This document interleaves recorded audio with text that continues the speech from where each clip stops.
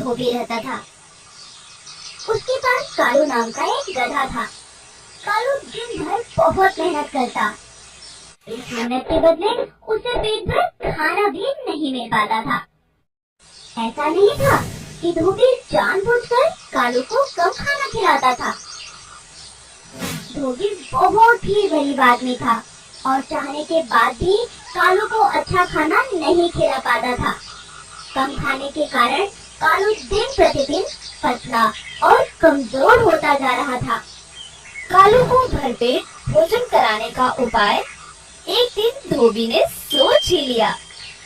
उसने सोचा कि वह रात को कालू को खुला छोड़ देगा, जिससे वह गांव वालों के खेतों में घूमकर मजे से चर लिया करेगा और वो भरपेट खाना भी खा सकेगा।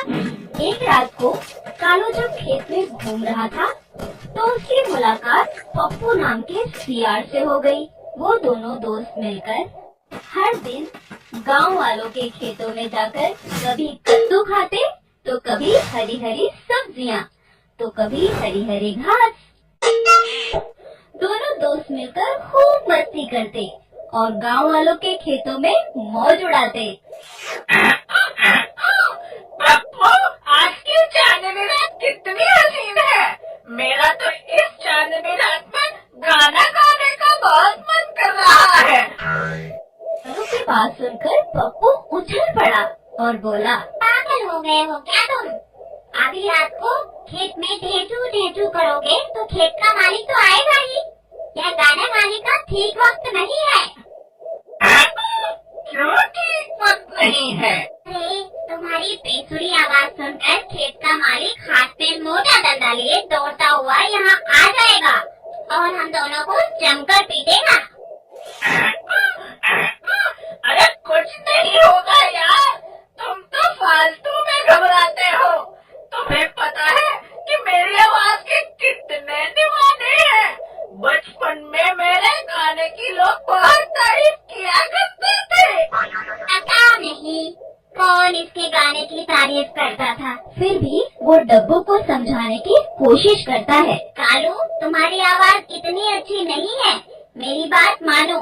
गाना गाने का इरादा छोड़ दो, नहीं तो हम दोनों मुसीबत में पड़ जाएंगे।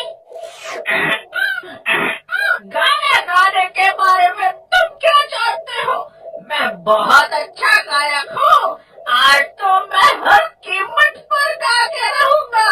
कोई भी मुझे आज गाना गाने से नहीं रोक सकता।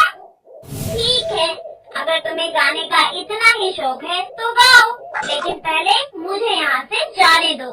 पप्पू की बात सुनकर कालू हंसता है और हंसते हुए बोलता है, ठीक है, जाओ डरपोक कहीं के। तुम मेरी दोस्ती के लायक ही नहीं हो। पप्पू के जाते ही कालू जोर जोर से गाना गाने लगता है।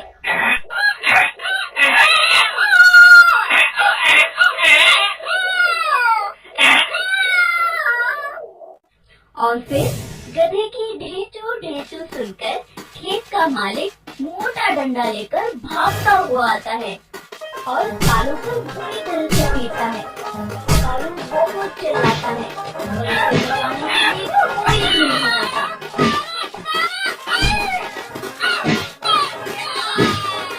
किसी तरह से गिरता पड़ता अधूरी हालत में वो अपनी जान बचाकर भागता है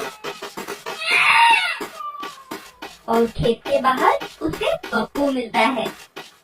पप्पू उसकी हालत देखकर बोलता है, कालू, मैंने तुम्हें गाना गाने से कितना मना किया था, लेकिन तुम्हारी समझ में मेरी एक भी बात नहीं आई। देख लिया ना मेरी बात ना मानने का नतीजा। अगर तुमने मेरी बात पहले ही मान ली होती तो तुम्हारी ये हालत ना होती। कालू बहुत शर्मिंदा होता है और बोलता है, सही कह रहे हो मित्र, मैंने तुम्हारी अच्छी सलाह को नहीं माना, जिसकी वजह से आज मेरी यह हालत हुई है।